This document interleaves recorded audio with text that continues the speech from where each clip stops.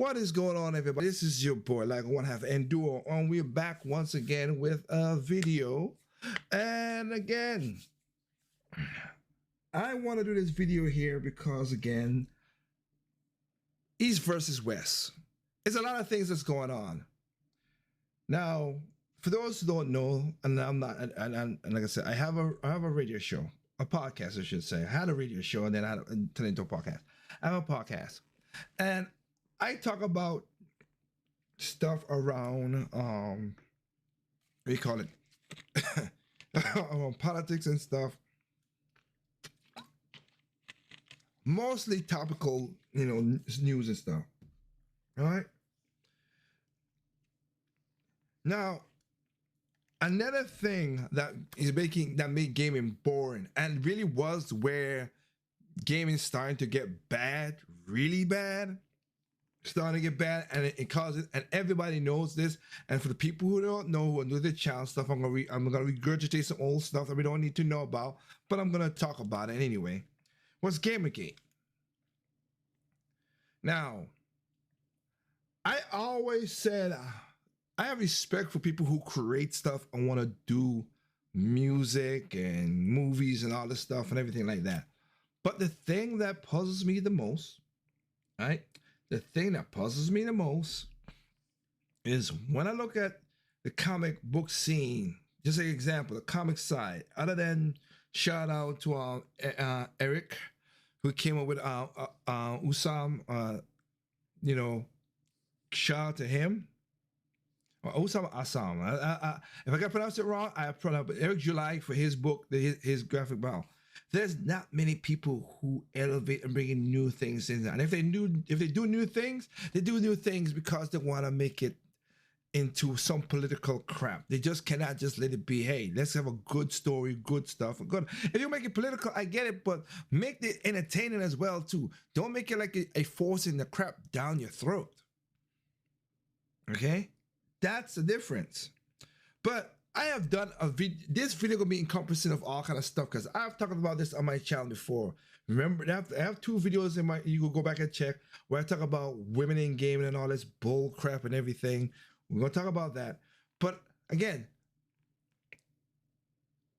even though Dragon Ball Z is still going on to now, there've been a lot like Jujutsu Kaisen, Demon Souls. Like there's. The manga and the Japanese side have come up with new stuff compared to the old stuff. Comics is still saying Marvel, DC. Can we evolve something? And again, if you need more characters, like I say, black characters, whatever. What about Psych Shock DC? Why don't you use that in your movies? And make it good, and don't make it compelling crap. Okay, because Psych Shock was good as it had its part of you call maybe social justice wars in it. And I get it, but it wasn't overbearing. That's the difference. But the West feels weird to me. As by now you guys always see the video I did about Starfield. Cool, but it doesn't pull me along. And I told you what my cousin said about it and what I've seen about the game. Those who enjoy it, good for you. Enjoyed. You spend your money. You spend your money on what you want.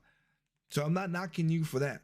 But it's still a problem because these Bethesda is getting away with a lot of bull crap. And I don't like it. Broken games, glitchy promises, things that it's support. Oh, this is going to be the greatest thing. Upgrade your PC, he said, Tal Howard said. And we went to the recommendation and everything, and it's still, even certain pieces get overpowered, which is sucky. So we're gonna get into this video right here on Western developers, ugly direction of women in video games. Like I said, this is all-encompassing video. The topic is that, but is East versus West when it comes to game developing, and I think in the West is really just, and even though I am from the West, people are like, why, as a black person, why you like the Japanese stuff? Because they got new shit. They give you new stuff, and they don't bog it down with crap. Even like that, like I said, Metroid Dread, very good game. I know a lot of people didn't like Metroid Other M. I love Metroid Other M. That's my number 2 game. Metroid Other M is my number 2 game out of my Metroid games. As a big Metroid fan as I am. But anyway, let's get down to the nitty-gritty and we'll go with that. All right.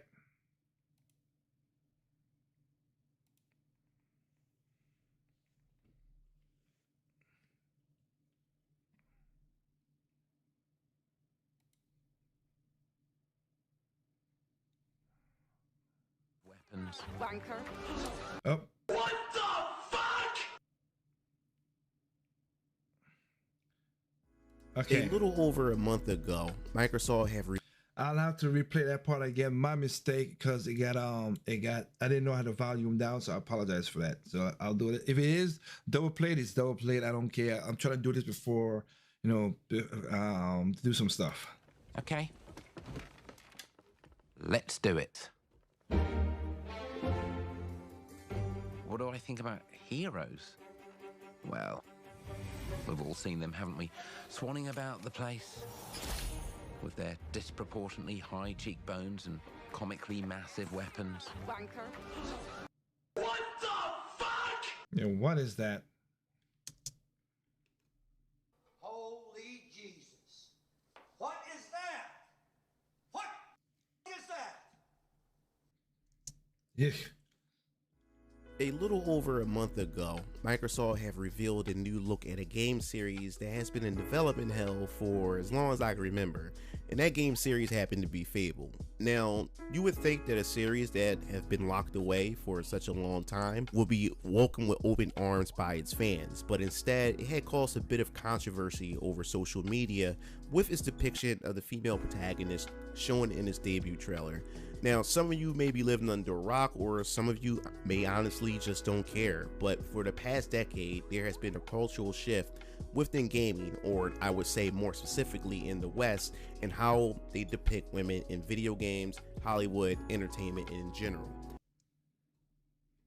No, son of a bitch! Yeah, for some reason we picked shitty game, and it doesn't make sense because again the models the games come off of look naturally good. So why don't we just use that? Why are we taking a beautiful person or average person and making them more uglier? I don't get it. That don't make no sense.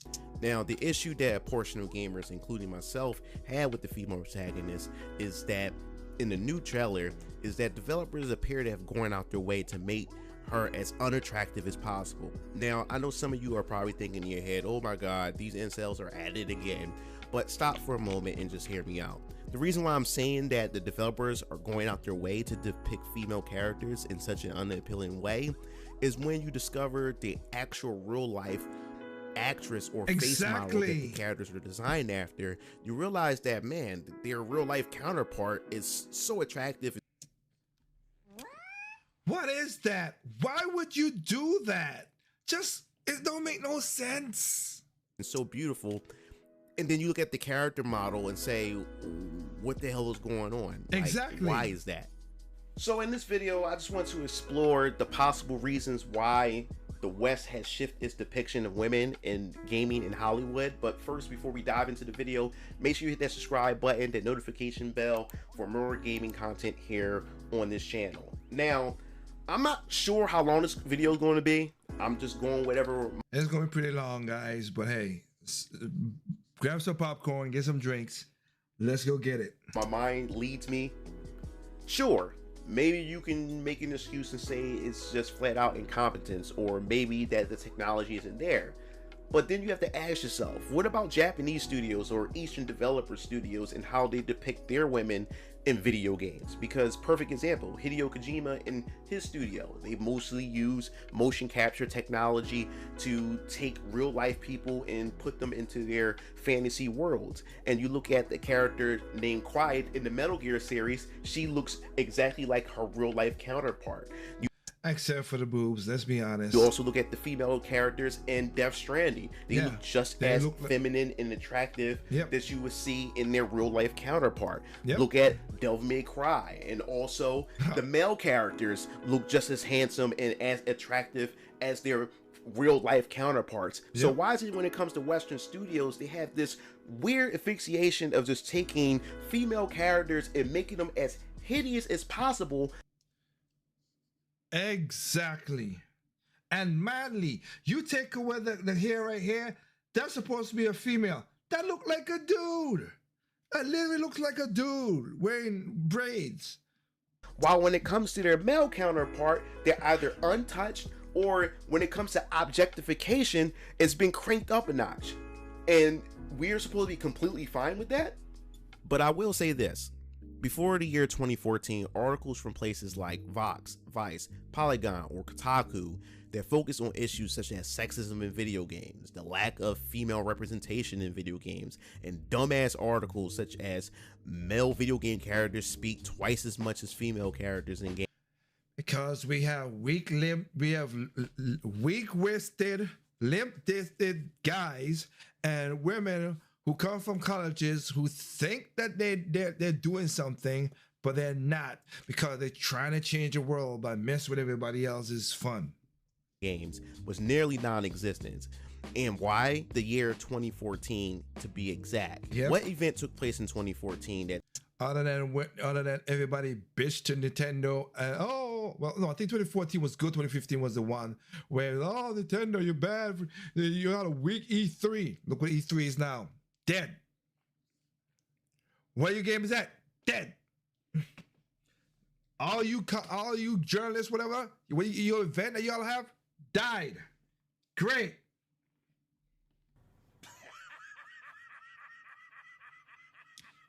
Good. it turned the game industry and even Hollywood on its head? Gamergate, what has become known as Gamergate. The controversy Gamergate. some are calling Gamergate. This is why I hate news media. A hashtag war between some gamers and critics that has been raging for months and is now spilled over into the real world. Yes, and the funny thing about this that kind of takes me off a little bit too, even this morning when I was doing a mini video for the podcast, my podcast channel that I do, it was about this girl. They were talking about this girl, she lost her scholarship and all this stuff like that, and I get it. But when you look deeper in the story, you find out, okay, you lost a scholarship because you were twerking and doing stuff that, okay, I don't care to that point. But I like how the people saying, oh, she lost a scholarship because the girl can't dance. What? They didn't get on a shirt, they got a girl dancing like a ballet ballerina. Even though the thing the girl was doing was twerking.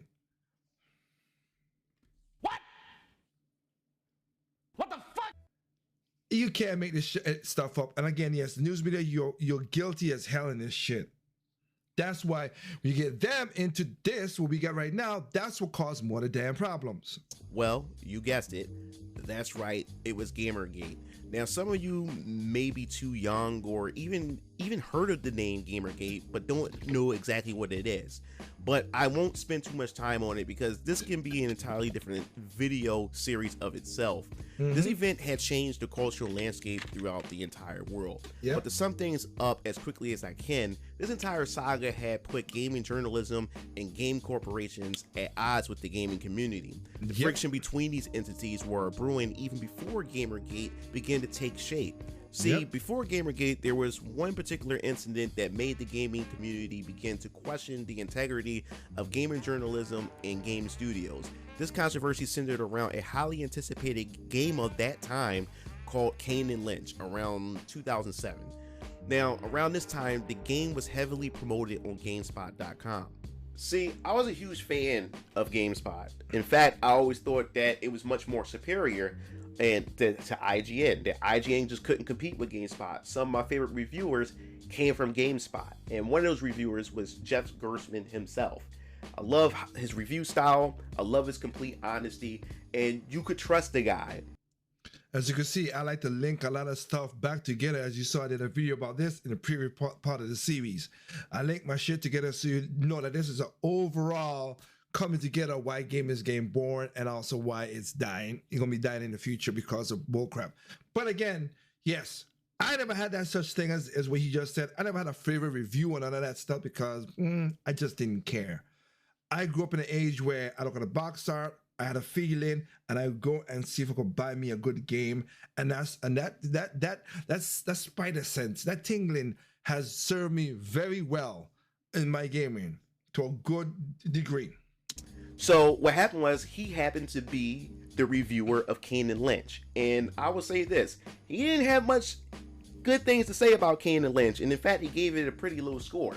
He gave it a 6, average. He didn't give it a grade. He gave it a 6. To the point that it pissed off the studios who created Kane and Lynch, and The studio ended up contacting GameSpot and said to GameSpot, hey, what's going on? We gave you all this money to promote and put all the advertisements all over your website, and your boy Jeff had gave us a bad review. What's going on? What you going to do about it? Now, as a game media or a game journalist site, they are the middleman. They are the in-between. You would figure that, hey, when it comes to gaming journalism, they speak for the gamers. They keep the developers in check. Are you crazy? I'm using your video, and I agree with a lot of you stuff you said, but this is one that takes no. They don't keep them in check because they want access, and they will drop to their knees and if they're gonna get access just for whatever, as we saw with how Kotaku did with Zelda and Metroid, and I digress, but you know what I mean. They're the ones that go out and give the report to gamers of whether or not that you should invest in this particular game. Is the game good? Is the game bad?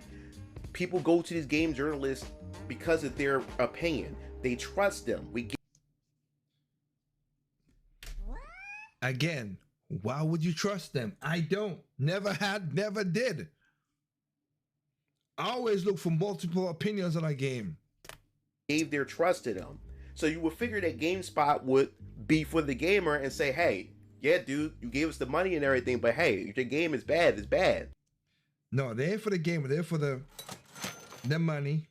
But instead, GameSpot ended up firing Jeff Gerstmann for their review and then wiped the review off their website. Yep. So you see where this issue is? Mm-hmm. And this had pretty much triggered everybody within the gaming community because they say, hey, now we know that these companies can actually influence you guys, and you guys won't protect us. You guys won't defend us. And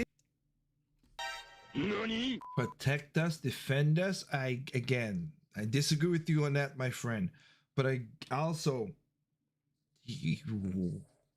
I didn't have that with nothing.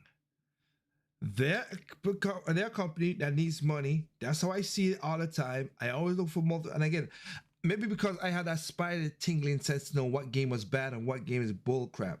But again, that was for the regular gamers, the normies, the real gamers and stuff who were not crazy jerk offs.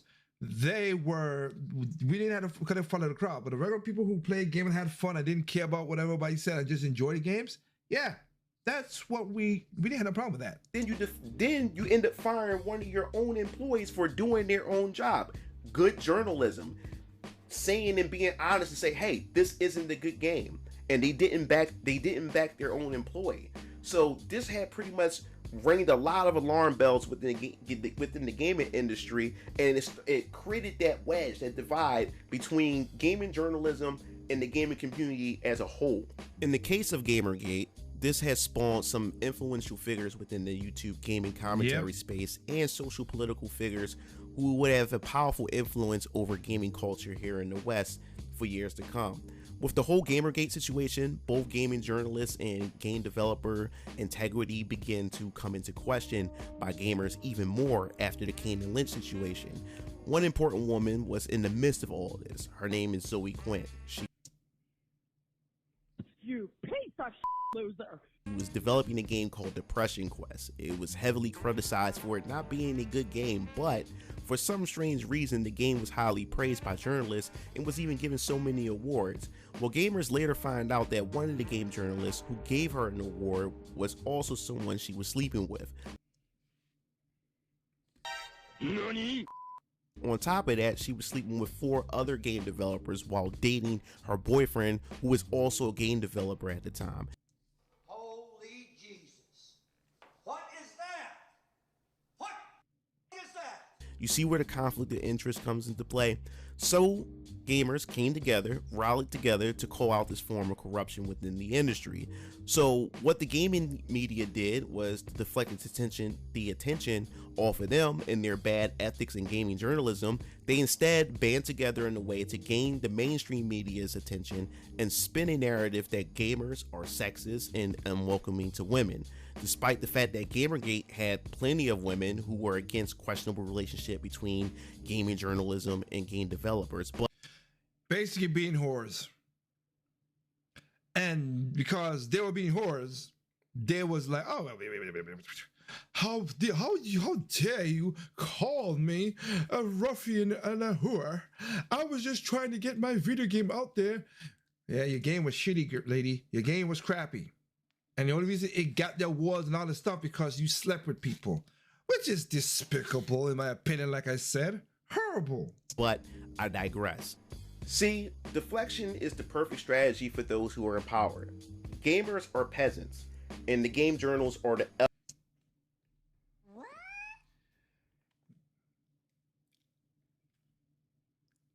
I think your analogy is not that good because again, I watched this video. Gamers are not peasants, okay? We're not. Can we be stupid? Yes. Can we be ignorant? Yes. Can we be morons? Yes. See Bethesda and all the broken games that a lot of you gamers like to buy on Madden. Like as we started at the beginning of the series, see what all that done. How have we done that? Both peasants? Nah, I ain't gonna say we're peasants. No. upper echelon within the hierarchy of the game industry. No, they ain't. See, they have access to information that the average gamer doesn't have. Yeah, and again, they're the one who would tell you, oh, Fallout 76 was a great game. It's 8%, 8 and a 9. Again, it was garbage. And the studio essentially relies on these game journals to give them good rapport, to spread the news to the peasants so the peasants can continue to consume their media. Again, dude, I have respect for you again because I watched the whole video and I didn't respect you. But again, this part is why I say this is one of the main part I don't agree with, the way he said peasants. Basically, some gamers do act like that. I ain't gonna lie, but it's not in general, so it's not the general. Now, what happens if both journals and the game studios are in bed together? How can we trust them? This is where the conflict of interest becomes to take center fold. Yep. And what happens when both entities come together to plot against the very people who support them and gave them relevance in today's industry? So what both the game journals and the game journalists and the game industry has done, or the studios have done, has collaborated together and created a campaign to attack the gaming community, and it pretty much spread it all throughout, modern media today. And the media came together and it became an all-out attack on gamers. Why is this important? Well, it set up the framework for the key terminology. Because we made a couple of jabronis, as you can see on the screen. We make a couple of jabronis on again. You piece of loser. We amplified those jackwagons to make sure that all of us got painted this way, and that's the part I didn't like. And the news media was deadly, was wrong for what they did, but they like conflict. Conflict sells. Used today on social media, such as the modern audience, incels, man babies, and the list goes on and on. Now that gamers, despite females being gamers as well, are now set up as misogynist, sexist pigs. This had created opportunities for social political influencers such as Anita Sarkeesian. You piece of loser. Yes. To come in and turn the whole Western game industry on its head. People like her and many gaming journalists who shares the same beliefs begin to take over the narrative and how women should be depicted in video games. They flood the media with their narrative. The narrative that Anita would say, everything is sexist, everything is racist, everything is homophobic, and you have to point it all out. Wow, what a waste. The poor children. Everything is racist and everything is sexist, and you need to call it out. Yep. Now, this had put Western developers, in my opinion, in a tight spot because... Nah, they got scared. They weren't in a tight spot. They were scared and weak and just... Ugh. Cancel culture had begun to rear its ugly head. Yep. Developers desperately trying to not appear sexist, which allow Anita and many others like her to infiltrate the industry, kind of like how Palpatine infiltrated the Republic in the prequel Star Wars trilogy. Then, of course, you have Naughty Dog's Neil Druckmann, you piece of loser, beginning to simp for Anita as he adopts her philosophies and begins to implement them into his games as well. The term, the male gaze, had become even more prevalent Now that her Feminist Frequency series began taking off, she became the most influential person for the next 3 to 5 years. Thank you guys, but I got this one. Thank you, bros, but I'll take it from here. That woman was really crazy, and she never played none of the damn games. That's the part I didn't like. And so has the depiction of women begin to change in most Western developed games. Mass Effect Andromeda was one of the earlier victims of this shift in design philosophy, as fans began to voice their opinions on the female protagonist in this new entry into the series. A media outlet called The Sun even made an article talking about this matter. And even NetherRealm Studios began to change their whole philosophy behind how they depict female characters in their game, especially with the upcoming release of Mortal Kombat 11 of that time. The character... Oh, look what they're doing right now in Mortal Kombat 1. They're making it just as worse. Lead designer Brendan George states, "Our design is just getting much more mature and respectful. You're not going to be wearing a bikini to a fight. You're not going to be showing too much skin. I think it's just what the game is about. You're fighting for your life, and you're not going to be wearing such scantily clad items."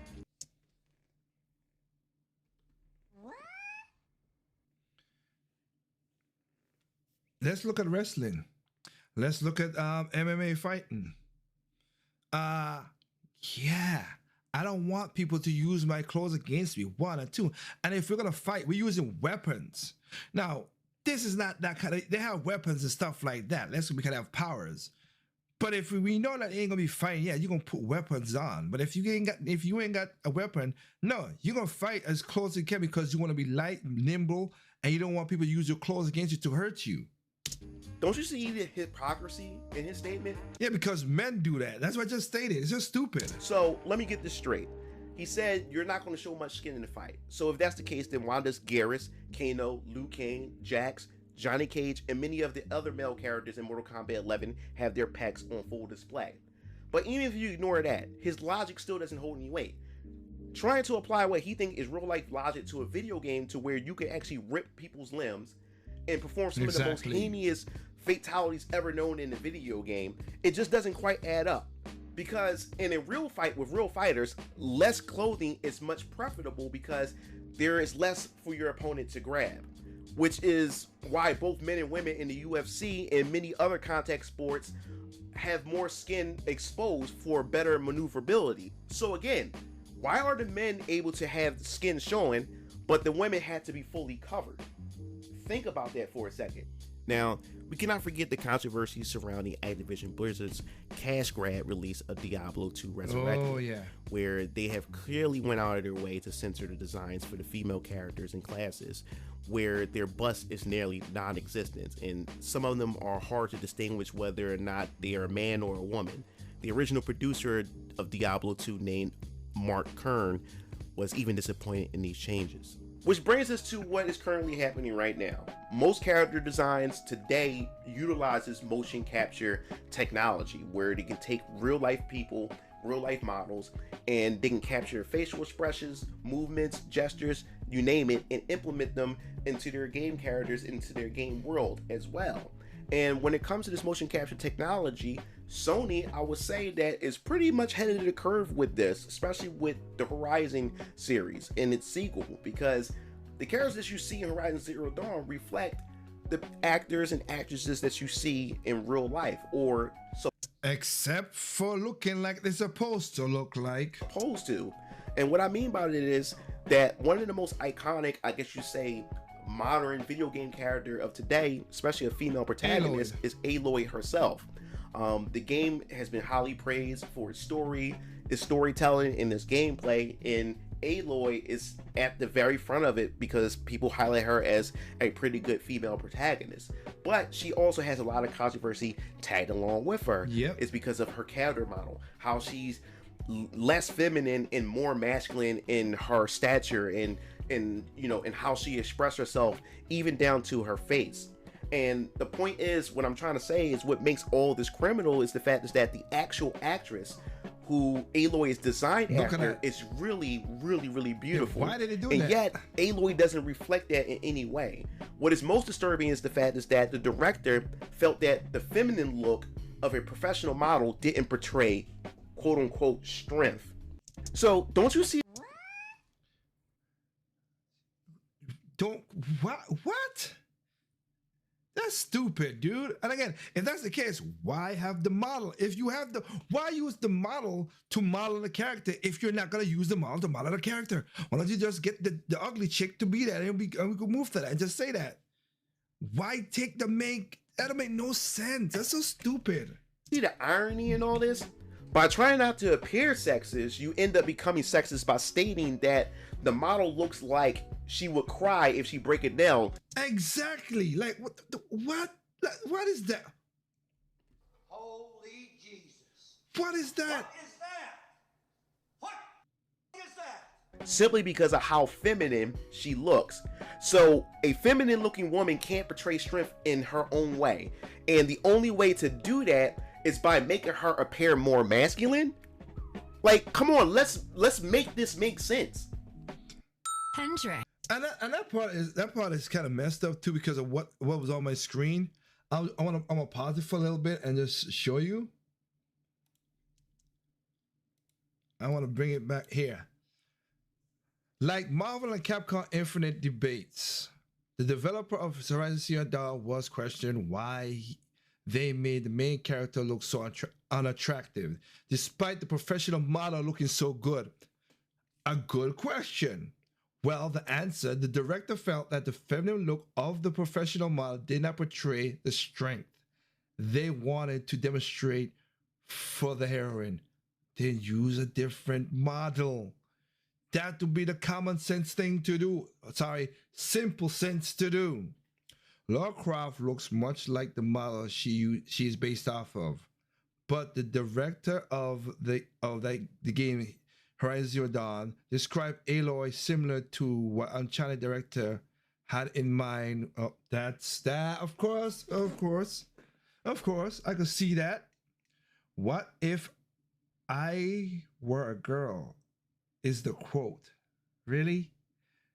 There was some debate on the subject, but the team decided to the original model portrait of Aloy looked like she would cry if she broke a nail. That is so sexist. You try not to be sexist, but you're being sexist. Jeez. Motherfucker. That don't even make no goddamn sense. Exactly. By adding weight to and muscularity to Aloy's face, by making her fat? How is that? You make her face chubby. That's not masculine trait.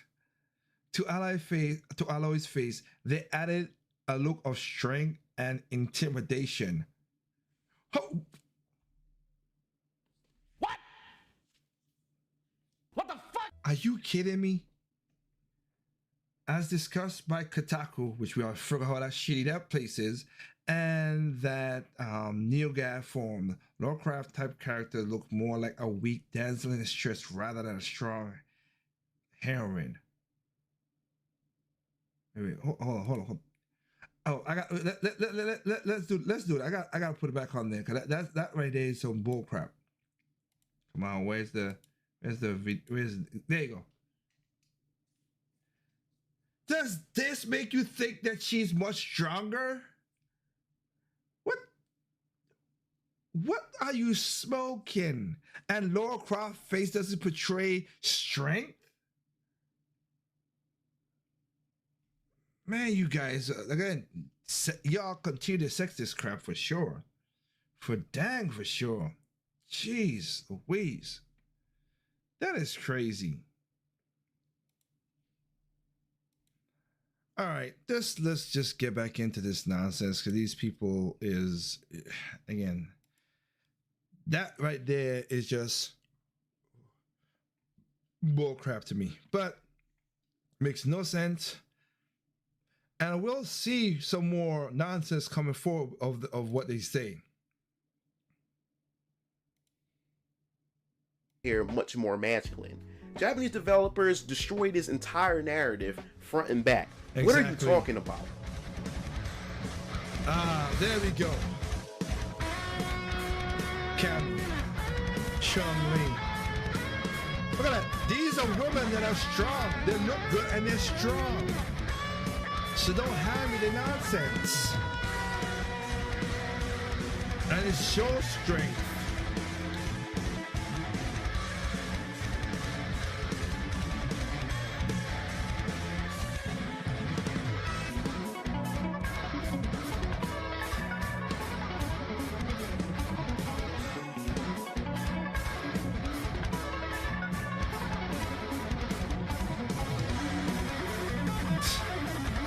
It's just so stupid.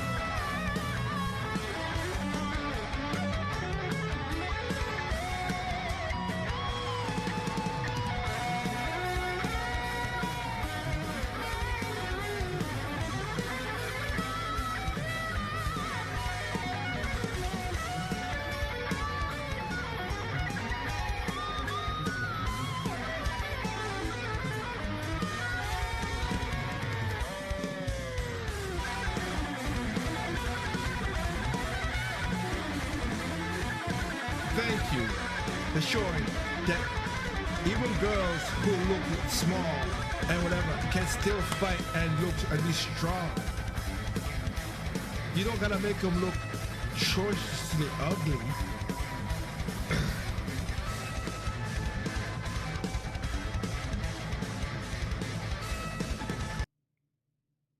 Some automakers believe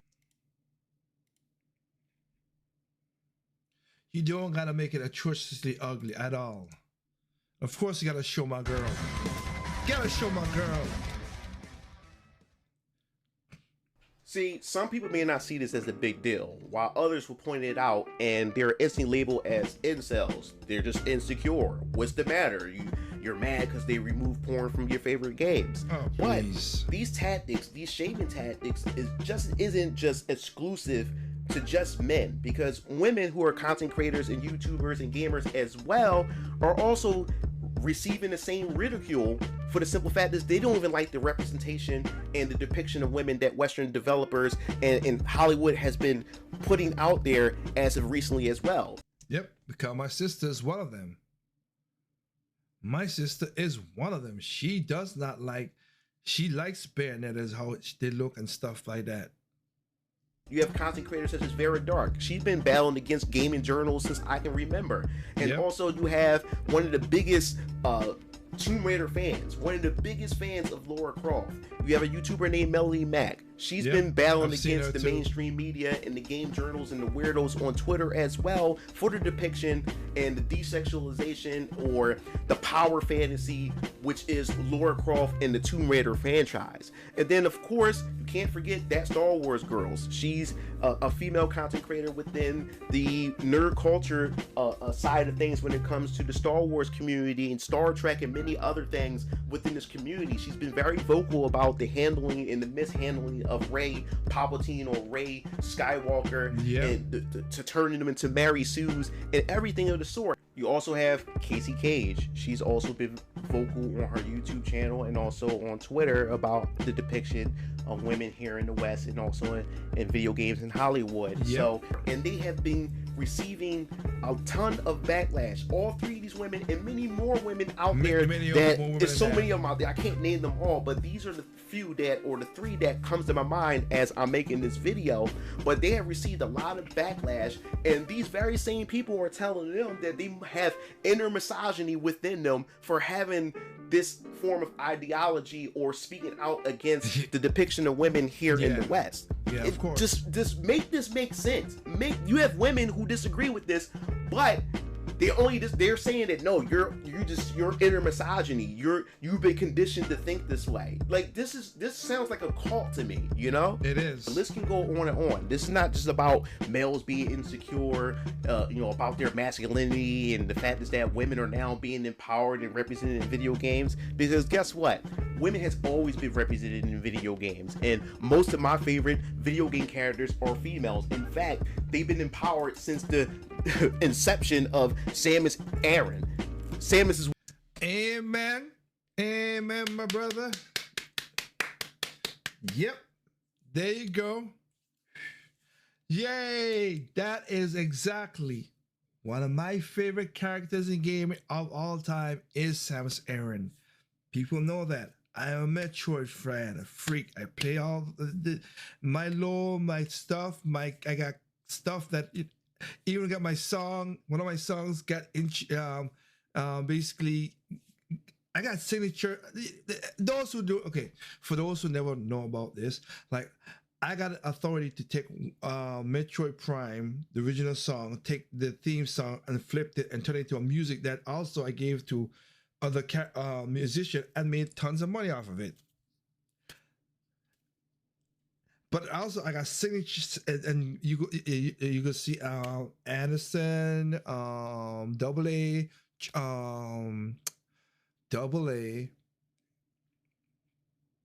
what is his name? Shep, the Good Shepherd, Dr. Feelgood. Those guys have come to my house and see the signature on the thing of my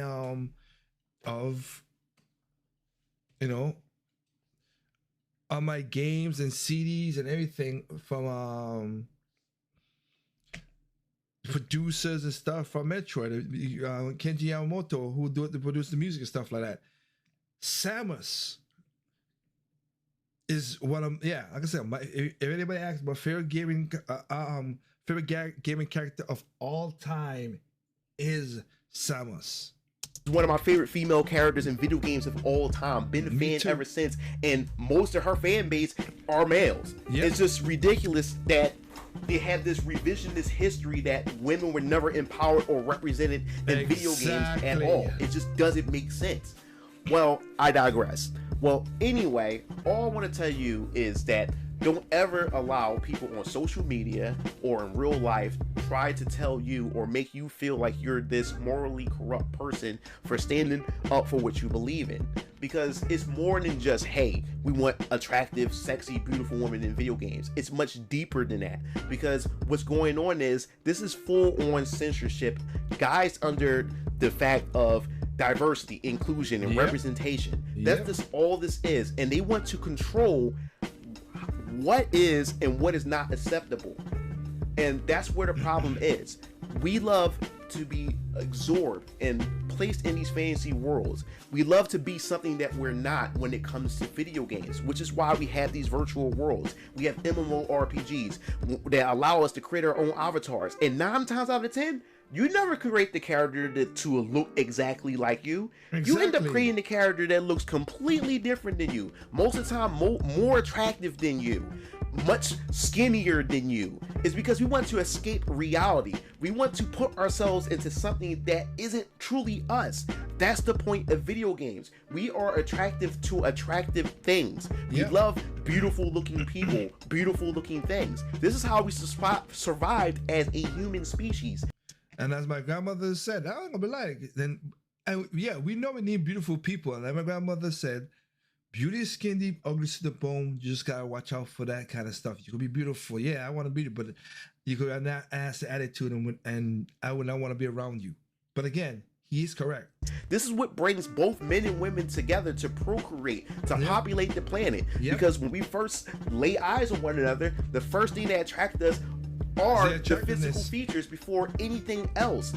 This is in us. We've been hardwired this way, but they're trying to change and warp your perception to believe otherwise. People like Alina Sarkeesian and places like Kotaku and Polygon, they all want to control how we perceive the world through entertainment. Look at the current depiction of men and women here when it comes to the West, when it comes to... Look at that. Western female character. I'm like, yeah, what the heck is that? He's still a female character. That looks more like a female. Animation when it comes to video games. Look at that. Look at that. There's a big difference. They made them indistinguishable. Now men and women in entertainment, especially in video games, it's hard to distinguish what's a man and what's a woman. Which we know that's what they're trying to do with trying to push the damn transgender crap in the freaking thing. But they were like, oh, we could make let's make Samus transgender. And what would make that make a difference? She does.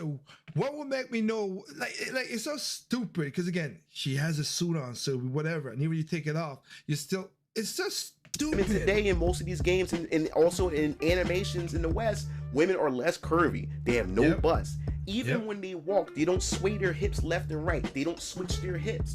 Now they walk. They walk and stroll just like a man. There's no difference between them. They are literally a man in a wig at this point. Basically. So they want to put in our minds that there's no difference between a man and a woman, which is a complete lie. We're completely different from one another, and there's nothing wrong with that. Women perceive life much different than how a man perceived life. Yes. Growing up playing video games, most of my favorite characters were female characters. It wasn't just how they were designed physically, but it was also how they maneuver through the world and its environments much differently than a man. That's why I like Samus. But now women in video games are now adopting masculine traits and mannerisms. She shouldn't just be a female version of an already existing male characters. I look at the current Star Wars that they're trying to push out right now. The female protagonist is literally a female Han Solo. There's nothing that's feminine about the character. Her mannerisms, the way she walks, the way she strolls, the way she acts, she's literally just a female Han Solo. There's nothing that really stands her out from Han Solo or a male protagonist. You can literally not make her a female and just put a male there and you wouldn't know the difference. There's no difference at all. No difference at all. And that's why the creativity is dying off right now. This is where we at right now. And to me, I call that lazy design and lazy writing. Now, the people who are now in control, which is these woke people right now that's within our industry, the people that's in control of the narrative right now, all they're doing is projecting their own insecurities onto us. See, the media had convinced everybody that we're the insecure ones, when in fact they are. Perfect example, Anita Sarkeesian and her crew.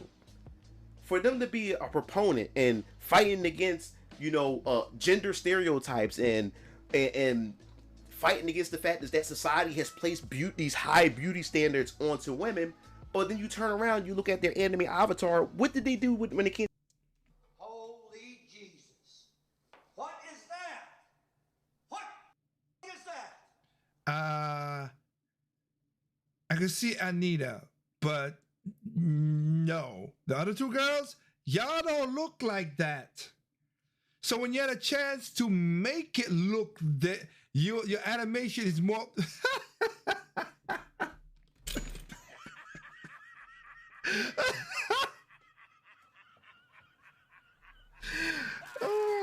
Y'all full of shit.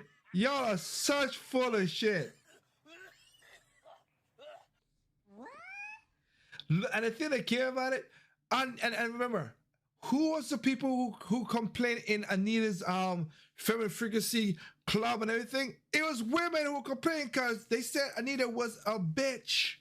She was a horrible tyrant woman. Oh, a woman treating a woman bad. Holy crap. Into the anime avatar. They made their anime avatar misrepresent what they actually look like and who they actually are. Including the white girl on the left. Ooh. In real life. They made their anime avatar look much beautiful than what they really are. Look at it. The meme pretty much writes itself. Basically. What about the male feminists? Who are... Them weirdos. Male feminists are weirdos and they're very dangerous. They're weirdos and they're... You piece of loser. Running the game industry right now. The male feminists who are telling men that they're incels, that they're insecure over their masculinity. And you turn around, you look at Activision Blizzard, they had a whole frat boy life on that campus, sexual harassing women, paying women less than their male counterpart. Yeah, I don't. That second part I don't agree with really that much because again, it depends on what you're working with that. Okay, so no, but the fat boy part, I get it. Paying different, no. But they're telling you that you're the sexist one. You get what I'm saying? You get where I'm going with this? Yeah. And what about what's going on? As I said before, making men and women so indistinguishable that there's no difference between the two. Why is that the case? Exactly. If you notice within the game industry, we're starting to have a lot of trans women that are developing our games. Mm-hmm. And we already know the narrative that's going on. The narrative is, hey, trans women are real women. Their insecurities is to try to get the world and get people to accept that they are real women. So what do they do when it comes to designing video games? You strip away a woman's femininity. You get rid of her curves. You make her look busted up. You reduce her to the point to where she looks masculine as a male, to where now you can't determine what's a man or what's a woman at this point. Yep. It's because you look at the people who are in charge. You look at the people who set these narratives, and then you ask yourselves, what's going on here? Why is this the case? Why is this happening? And you see that it's their own insecurities that they're projecting upon us, but trying to convince us that we're the ones with the problems. You can't make this up. But there's one last thing I wanted to talk about, and I think this is really, really important for me to discuss this, because this narrative has really shaped society in general and is affecting our children.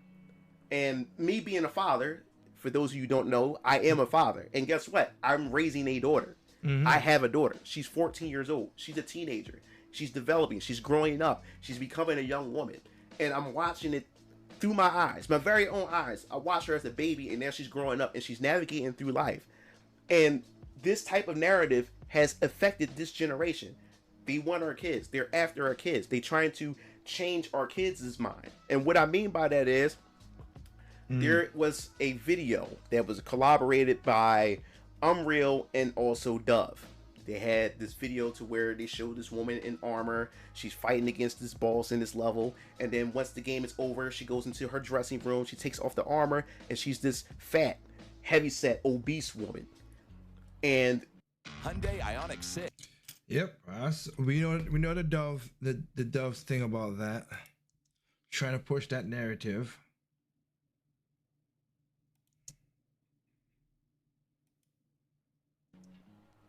By the time she leaves to start a new game, she decides not to wear the armor and decided to go as herself. Now, after the trailer was done, my daughter came into the room. She wanted to see what I was up to and what I was doing. I asked her, hey, check out this video.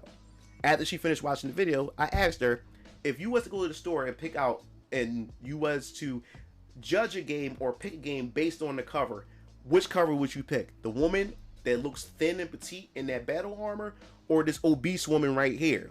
What would you pick? So she sat there for a second, and then she looked. She said, "I'll pick that one, the one in the armor." And she said, "Man, I would wear that armor myself. I think it's pretty cool, or whatever like that." But anyway, after she said it, though, I see her face, and her face kind of frowned, or she had this face of guilt. And I asked her, like, "What's wrong?"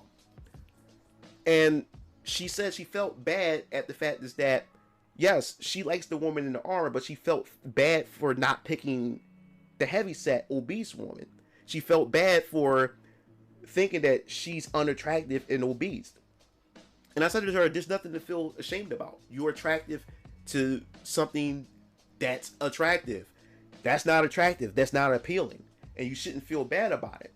And as I watch my daughter grow up, and I watch her social circle, and I watch today's generation, a lot of today's generation, by looking through my daughter's eyes, a lot of these children are walking on eggshells. A lot of these children are walking around with ideologies that they truly don't believe in, but because it's the politically correct thing to say, they just parrot those ideologies, but behind closed doors, they say how they really feel. And then they can't really express themselves around their friends because they don't know where their friends are at when it comes to these ideologies. They are afraid to being canceled. My daughter's afraid of being canceled for having her beliefs and what she likes and what she doesn't like. And my daughter literally said to me, like, maybe dad, because she was reading my script, and she said, maybe you shouldn't say this. Maybe you should word this differently or whatever like that. Because I don't want my daddy getting canceled and stuff like that. This is what our youth is going through. They are afraid to actually express themselves because they are afraid of being canceled, being doxxed, being bullied because they don't fit into the echo chamber of the narrative that's being pushed today in media, social media, and just in schools in general. And I find this quite scary, and this is something that needs to stop. It needs to stop. And I would say this: how can we fix this? Can it be fixed? Can something be done about it? And I truly believe yes. It eventually will fix itself, and we're seeing it right now. I don't know. See, the thing is, what's going on right now? There's a cultural shift. We're starting to see a lot of things within gaming. We see the destruction, the collapse of Disney. When it comes to the MCU, Star Wars. That's true. We're starting to see a lot of gamers, like when you look at the Hogwarts game, everybody went out there and supported when the media told you not to. True. We're starting to see a lot of this stuff. We're starting to see a lot of content creators, a lot of people who are developing and going indie and creating their own content to give people what they want. And that's what's going on right now. And I believe that the culture is going to swing back. The pendulum is going to swing back the other way. Because people, the silent majority is finally speaking. Twitter isn't real life. And Bud Light and many other companies are starting to realize that. Even when it comes down to the depiction of women. Street Fighter 6, totally dominating. And it really has Kotaku and a lot of these game journalists seething at the mouth, foaming at the mouth, upset that Cammy and Jory Han and Chun-Li are sexy and attractive. That sexy and attractive women are just dominating. That game developers are being treated and by gamers giving them their money and saying, hey, this is what we want. Companies are realizing that, hey, just give the fans what they want and we will get their money. Especially Japanese developers, this is not an issue for them. This is not an issue for them at all. It's not an issue but for Japanese we're at taking all. back the culture. We're trying to take games and bring games back to form and what it used to be. And within the next couple of years, I think we'll start to see a shift for the betterment of everybody. Everybody wins when we get what we want. So that pretty much wraps this video. Like I said, I get what you're saying, dude, and I hats off to you on this roller coaster ride that we just took. But I'll be honest with you, and I'm just being honest with you. No. I think that it's gonna go down worse than you think it's gonna go worse. We're not gonna save it right there then, because again, like I said before, and you've seen other videos, if we keep on buying broken games, if we keep on doing, letting people of social media do all this crap, like I said, with the Hogwarts and all this stuff, and we keep on doing this, and it's not gonna evolve right. And like I said, look at creativity. Creativity is dying. Yeah, I'm with you with the Japanese game thing. I'm with you on that. That most of my games to that. So yeah. But I'm just telling you the truth and what's going on. You're correct about that. Things are starting to change, but not in a way that I think not in enough to change everything. And I respect you that, you raised your daughter and hopefully she likes that. Again, she was being truthful. And I like that she did not, and you got to teach her that, yeah, don't back down. Because like I said, my sister, she always liked Bayonetta. She's not going to back down from that. She likes that. She's like, yeah, no. Again, look at, like I said, Inuyasha. Like I said, I was talking to her this afternoon, Katie, and she was like, we were talking about animes and stuff, and she said one of her number one favorite anime is Inuyasha. And it has powerful women in that game. Sango, of course, Kagome, of course, Kikyo. Like, they are women that looks pleasant, and they could still do stuff because they have spiritual powers and stuff like that. But yeah. So again, y'all, I wish a lot of people did the best in that nonsense. That's not my thing, of course. But what can we say with that other than, yeah, these people are crazy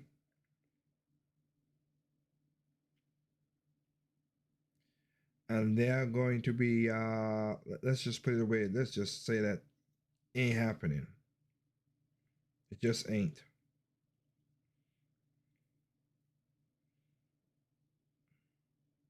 So, I just wanted to bring up that part of the book because of the game, because it's needed. People just make it like, oh yeah, gaming is gonna be this. It's just be simple stuff. It's not really what we're talking about. We could just, again, there's ways you could put the politics in it and whatever. I don't make it sound cringeworthy and just annoying. But if I like basically what I said in the video, if I gotta choose between East and West, I'm choosing East. I am choosing East. Because again, so far the certain things they have done, but in most cases they have not let me down. So that's where I'm gonna be choosing. But y'all could keep on making y'all decisions and craziness. So there you go. Another video right there talking about the same issues you guys know. I just wanted to bring that up to you and have a discussion of it. Because again, I have to say this series that I've been doing has, like I said, been playing good, and I'm like that a lot of people enjoying it. So hey, it is what it is. So East versus West, when it comes to the game side, I'm gonna be going East. And with that said, there's no perfect games out there, guys. Remember this: what's perfect to you is not perfect to me. What's perfect to me is not perfect to you. Simply enjoy your games on all consoles, including PCs. Peace out. Catch y'all later.